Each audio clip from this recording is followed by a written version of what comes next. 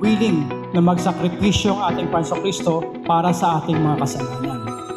Ang Panginoong Kristo ay namatay para sa ating kasalanan, nilibing at muling nabuhay sa ikatlong araw ayon sa mga kasulatan. Ang pinaka-importante po doon, willing na magsakripisyo ang ating Panginoong Kristo.